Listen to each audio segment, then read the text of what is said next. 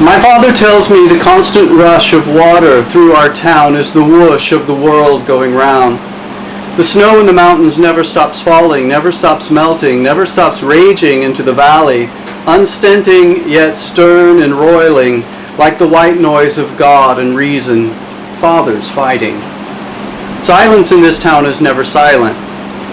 Even now, when my own son asks why we are leaving, I don't hear him at first. The river's voice is much stronger than his. "Leaving!" he shouts. "Why?" We've never known anything but the town and this churning, the turning of the world. So the question has burrs. Why should we leave when we have everything we need here except silence? "And where?" he adds. "Where to?" "The moon," I shout absently, forgetting my son hangs on my every word, forgetting children are small, logical creatures. The next morning my son brings a list to the breakfast table. "Provisions!" He says he'll share his list with me. I probably haven't thought of making one myself, and he's right. Though my mind is well beyond the town, my bags are still in the hall closet, empty. I don't even know what I'd take. If I'm honest, I haven't figured out where exactly we're going. I know nothing of the world, except that its turning is relentless and loud, but I dream of a place where silence is softer, where I can hear my thoughts parsed from the grammar of Providence. "Air!" my son says. It's the first provision on his list, a good one for the moon.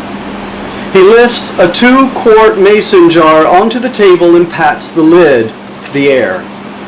We'll have to use it judiciously. "Best air in the world," my grandfather used to say. Negative ions near the river. Standing next to it refreshed his soul. I'm not even sure I could explain what a soul is if my son were to ask, but he'd never ask. "Animal crackers!" He shoves a box, less than half full, onto the table next to the jar of air. "We can make more!" he adds, reading my mind, because he's seen me and my father make more cows from cows, pigs from pigs. We've always been farmers. Making more is just part of who we are.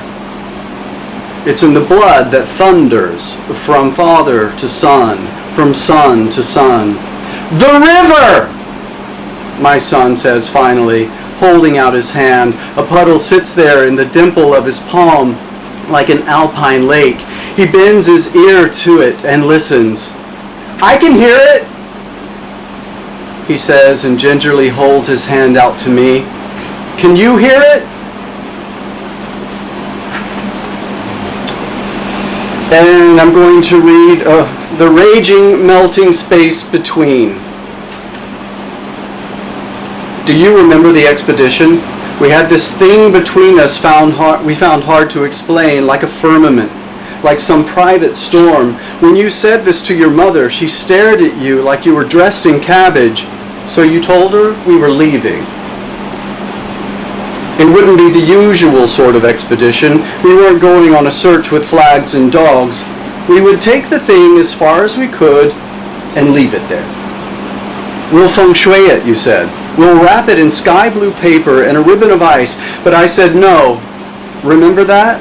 "What's the sense," I said, "of a ribbon when the point is to hide it?" And you said, "I put ribbons on happy things." And so we did.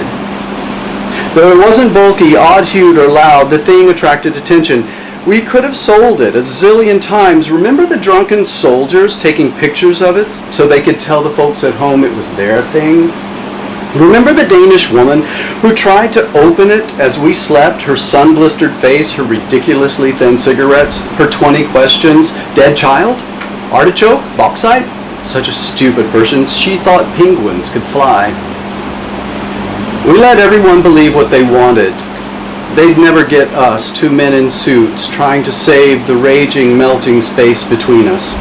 As months flew by, we breathed less, spoke less, afraid we'd use it up before we arrived. Remember how we spoke with our eyes?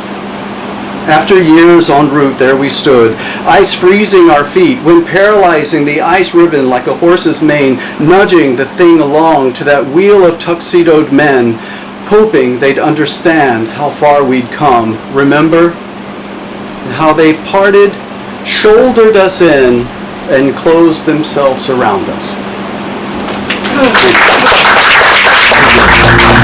Thank you.